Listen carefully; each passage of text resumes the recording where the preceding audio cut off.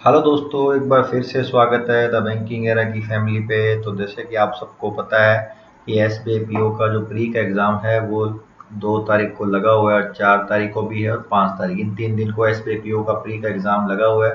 तो दोस्तों, आप सबको मैं पहले ये बता दूं कि मैं एसबीआईपीओ की सीरीज करवा रहा हूँ काफ़ी दिनों से।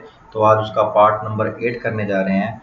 और दूसरी बात ये कि आपको अभी बिल्कुल है ना, मॉक पे ही फोकस करना है। आपको पूरा क्या करना है, मॉक पे ही फोकस करना है। जिस प्लेटफॉर्म से भी आप मॉक लगा रहे हैं, अच्छे से मॉक लगाइए और नया बिल्कुल मत टच कीजिए। अभी केवल प्रैक्टिस और अपना जो स्ट्रॉन्ग जोन है उस पर ही वर्क कीजिए। और जो मेमोरी बेस्ड पेपर है उस पर वर्क कीजिए, उस पर काम कीजिए, क्योंकि उससे रिलेटेड ही क्वेश्चन की फ्रेमिंग की जाएगी। तो ये सब था। तो चलिए फिर आज की क्लास को शुरू करते हैं बिना किसी देरी के। तो क्वेश्चन आएगा, आप सॉल्व कीजिएगा और मैं भी आपके साथ साथ सॉल्व करूँगा, ठीक है।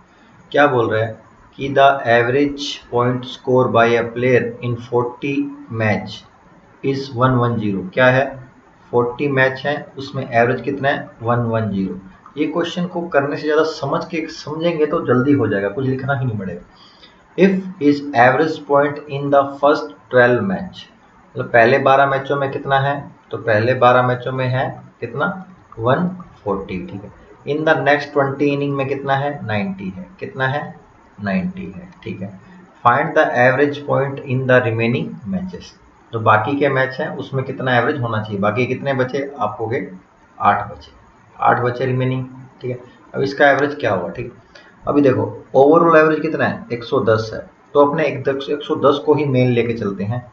तो मान लो 12 मैचों का यदि इफ 110 हो तो कितना ज़्यादा है, आप कहोगे सर प्लस 30, 30 ज़्यादा है, 30 ज़्यादा, ठीक है।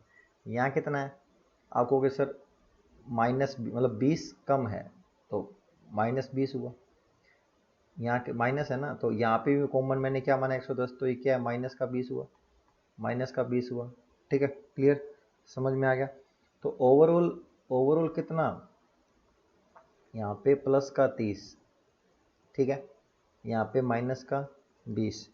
क्लियर, समझ में आया। अब 8 का क्या होना चाहिए, 8 का क्या होना चाहिए, आपको कि सर 10 जो है, 10, समझ रहे हो, 10 प्लस है, ठीक है। लेकिन ध्यान से समझिएगा, 12, 12 में 3 मतलब कितना, यहाँ से कितना प्लस, इंडिविजुअल में कितना प्लस करना पड़ेगा, प्लस 2.5, नहीं, ओवरऑल कितना, 10, 10 कितने में बांटना पड़ेगा, 8 में बांटना पड़ेगा, ऐसे नहीं। तो आपको ऐसे बिल्कुल नहीं करना है दोस्तों। करना क्या है कि यदि 100, इसका भी 110 माने, नहीं इसका भी 110 माने, तो क्या होगा, ये होगा कि भाई यहाँ पे कितना, 30 ज़्यादा था, यहाँ पे 20 कम है, ठीक है। 20 कम है तो ओवरऑल कितना, ओवरऑल कितना होगा, +10। लेकिन +10 ऐसे नहीं करना है, समझने से क्या होगा, आप समझिए अच्छी बात कि भाई यहाँ 30 ज़्यादा है 110 में, ठीक है। तो 30 ज़्यादा है 12 पे, तो 12 दूना 24, ठीक है। और 12 पंजे मतलब 2.5 नंबर ज़्यादा है, ठीक है। यहाँ कितना, 90 था, यहाँ पे 90 था, 20 90, यहाँ पे -20, तो -1, तो माइनस का 1 हो जाएगा, ठीक है। तो ओवरऑल कितना बढ़ेगा, 1.5 बढ़ेगा इंडिविजुअल, इंडिविजुअल 1.5 बढ़ेगा, कितने पे बढ़ेगा, 8 पे बढ़ेगा।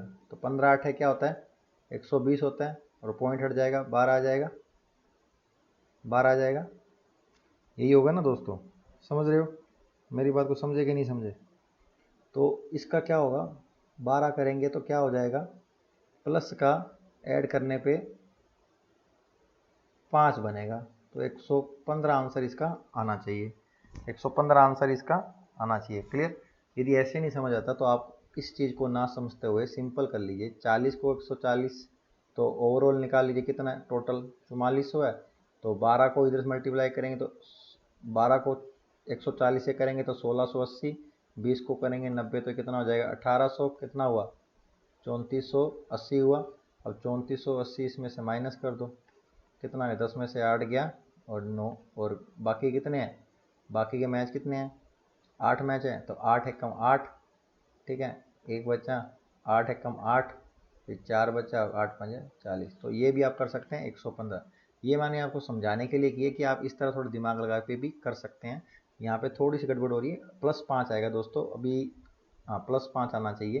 तो 2.5 बढ़ेगा 12, तो 25 8 है 200, और 1.5 20 दिया 3। देखो हाँ सही है। देखो 2.5 बढ़ा 12 पे बढ़ेगा, प्लस 2.5 बढ़ा तो 8, 8 अंक पे 2.5 करेंगे कितना बढ़ेगा, 20 आएगा तो 0 सीधा हो जाएगा, तो 2 बढ़ेगा, और 1.5 माइनस करेंगे तो कितना होगा,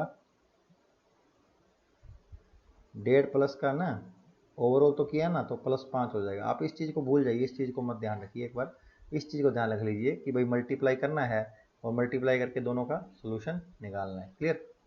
तो इस तरह भी सोल्यूशन आप निकाल सकते हैं, सीधा 115 आंसर आ जाएगा। ठीक है, यदि किसी को लगता है कि इसका इस तरह जो है मैं बता रहा हूँ ऐसे कर सकते हैं, तो प्लीज़ कमेंट बॉक्स में ज़रूर बताइएगा। ठीक है, इस तरह आप कीजिए, 40 को मल्टीप्लाई कीजिए 110 से, फिर 12 को करिए 140 से, 20 हो गया और सीधा मल्टीप्लाई करके, जो कि बेसिक मेथड है। आप इस तरीके से करेंगे तो जल्दी हो जाएगा। इस तरीके से करेंगे तो थोड़ा आपका कॉन्सेप्ट क्लियर और होना चाहिए।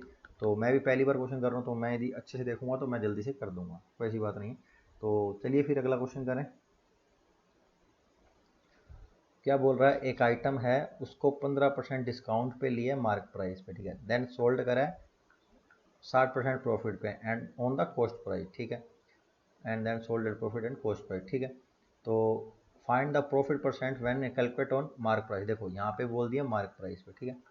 तो देखो मार्क प्राइस पे वो लेके आया, ठीक है। तो दो तरीके से बताऊंगा मैं इसको।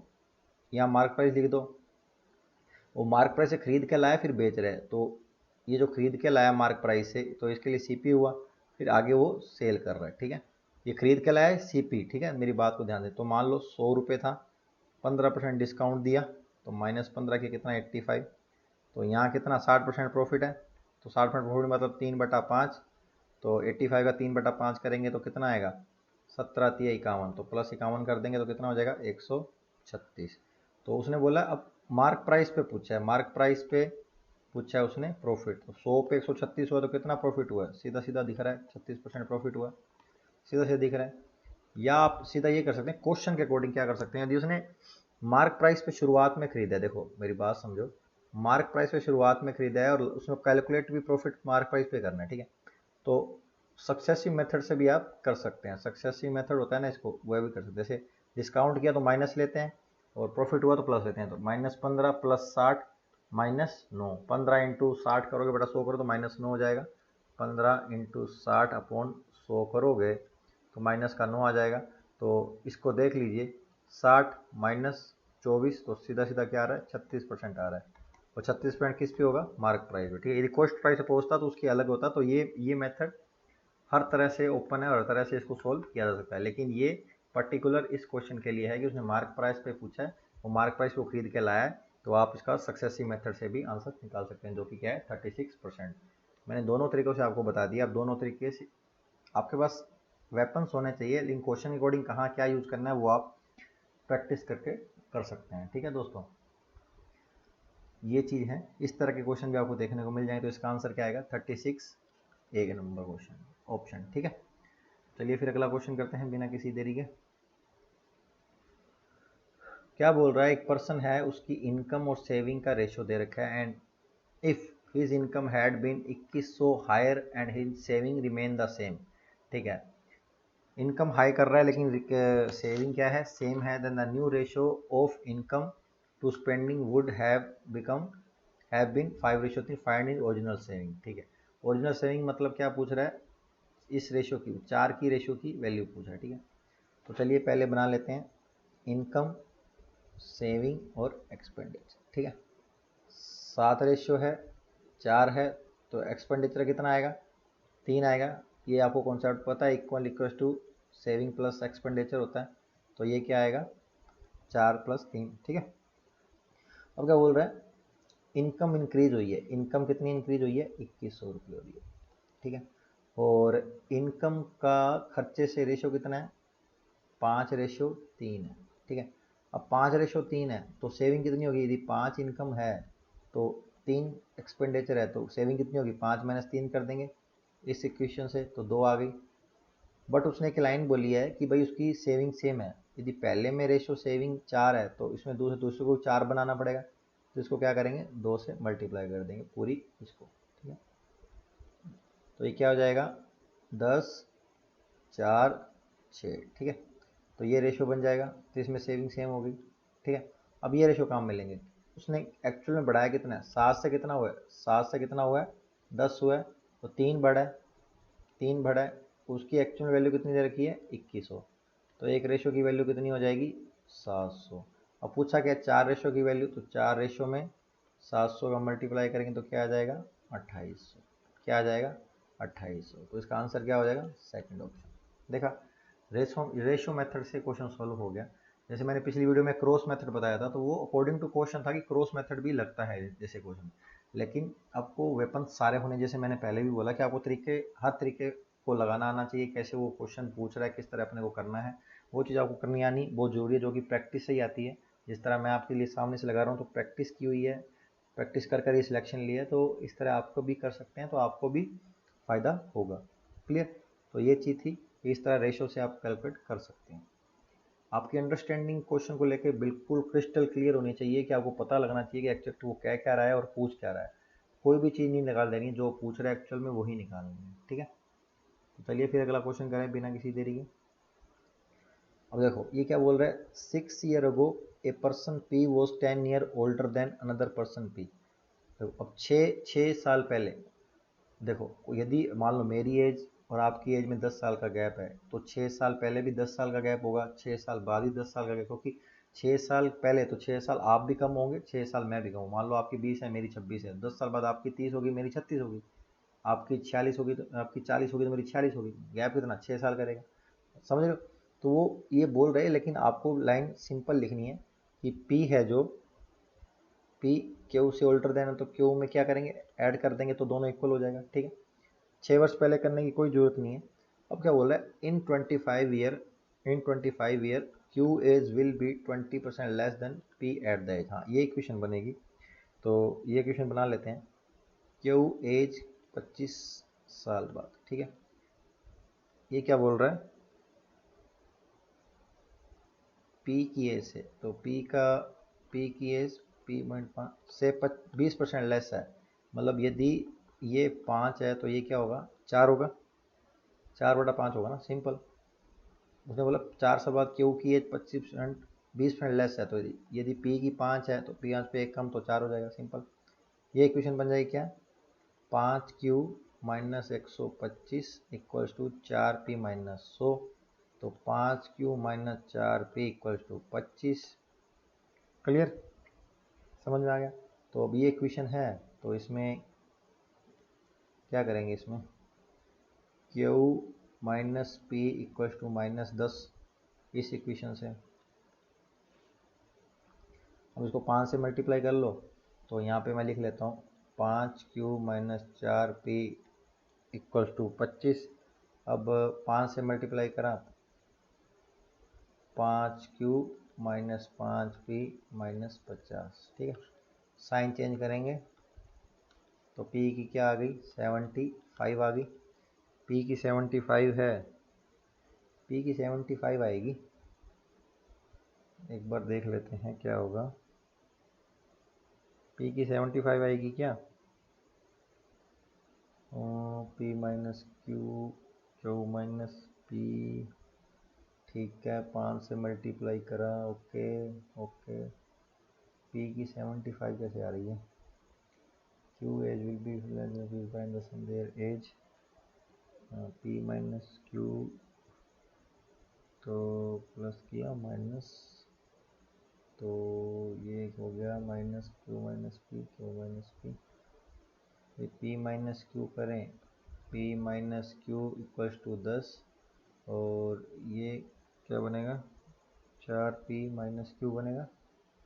तो find the sum of their current age, है ना, 10 ईयर ओल्डर देन, तो 10 ईयर ओल्डर देन, तो 6 प्लस 4 कर सकते हैं ना इसको, 4 5 6, तो 76 कैसे आ रहा है इसमें, तो ज़्यादा कम आना चाहिए ना, करंट एज 6 ईयर कम 40 आनी चाहिए। P 10 ईयर ओल्डर है देन अनदर पर्सन P, ठीक है, ओल्डर तो बड़ा, तो इक्वेशन बन जाएगी in 25 year Q age will be less than P age that time, ठीक है, तो 5 क्यू, ओ सॉरी देखो यहाँ गलती कर दी ना, वही कह रहे हैं गलती तो कहीं हुई है दोस्तों। 5 क्यू माइनस, तो ये माइनस का 25 हो जाएगा, ठीक है। 5 क्यू माइनस इधर आएगा तो ये माइनस इधर जाएगा ना, समझ रहे हो, माइनस मैंने प्लस माइनस हो गया ना। 5 क्यू में तो मैंने, तो इधर जाएगा तो ये ज़्यादा होगा ना, तो ये भी इधर प्लस है तो इधर जाके माइनस का 25 हो जाएगा, तो ये माइनस है, ठीक है। तो यहाँ पे क्या आ जाएगा, 25 आ जाएगा। तो ये देखो देखने में दिक्कत, पी 25 है तो क्यू कितना आ जाएगा, क्यू आएगा 15, और दोनों की एज का ऐड करना है, तो 25 प्लस 15 क्या हो जाएगा, 40 हो जाएगा। 25 प्लस 15 क्या हो जाएगा, 40 हो जाएगा, क्योंकि यहाँ पे मैंने ये निकालना है, पी की रखी 25, तो 10 इधर आ जाएगा, तो यहाँ क्या हो जाएगा, 15 आ जाएगा, ठीक है। क्लियर। थोड़ा देखो साइन चेंज होने से कितना टाइम लगे, तो थोड़ा ध्यान से करना है कि भाई क्या आता है, ठीक है। उसने करंट एज 40, वो दोनों का सम पूछा तो क्या आएगा, 40 आएगा। क्लियर, समझ में आया। चलिए अगला क्वेश्चन कर रहे हैं। क्या बोल रहा है कि भाई एक मिक्सचर है, contains milk and water, mixture है 12:5 में, ठीक है। 85 litre mixture in taken out and replaced with 90 liter water such that ratio of milk to that water in final becomes 6:5, ठीक है। इसमें से कितना निकाल दिया, 85 लीटर, ठीक है। बाद में रेशियो भी कितना रहेगा, इतना ही रहता है। अब क्या हुआ है, उसमें क्या किया, 90 लीटर वाटर मिला है, 90 लीटर, रेशियो क्या हो गया, 6:7। बट आपने पढ़ा होगा कि भाई जो चीज़ मिलाई है उसका ही रेशियो चेंज होना चाहिए, नहीं कि मिल्क का। तो मिल्क का रेशियो चेंज हुआ तो इस रेशियो को क्या करेंगे, 2 से मल्टीप्लाई करेंगे, तो क्या हो जाएगा, क्या आएगा, 12:14 आएगा, ठीक है। अब 5 से 14 हुआ है, रेशियो में कितना हुआ है, 9 हुआ है, एक्चुअल में कितना है, 90। तो एक रेशियो की वैल्यू कितनी, 10 आ गई। तो अभी ये इस 17 की वैल्यू कितनी, 170, पहले निकाला 80, तो टोटल कितना था पहले, 255 लीटर, ठीक है। अब बोल रहा है difference between the quantity of milk and water in the initial mixture, initial शुरुआत में टोटल कितना था, 255, 17 की वैल्यू थी, तो 17 की वैल्यू 255 थी, और पूछी कि इसके दोनों का डिफरेंस पूछा है, तो 7 की वैल्यू निकालनी है। 17 एकम 17, 8 17 5 85, 15 इंटू 7 कितना होगा, 105 लीटर, 105 लीटर, जो कि है ऑप्शन नंबर 2। Option number 2। कितना प्यारा क्वेश्चन है ना दोस्तों, SBI PO का प्री का क्वेश्चन है ये, 2022 का SBI PO में आया हुआ है, ये 2022 में आया हुआ, ठीक है। आप यहीं में 7 की, यहाँ में 17 की वैल्यू 70 लीटर नहीं लगाना है, दिमाग में ध्यान रखना, इनिशियल लेवल पूछा है तो मिलाना पड़ेगा जो उसने निकाला था।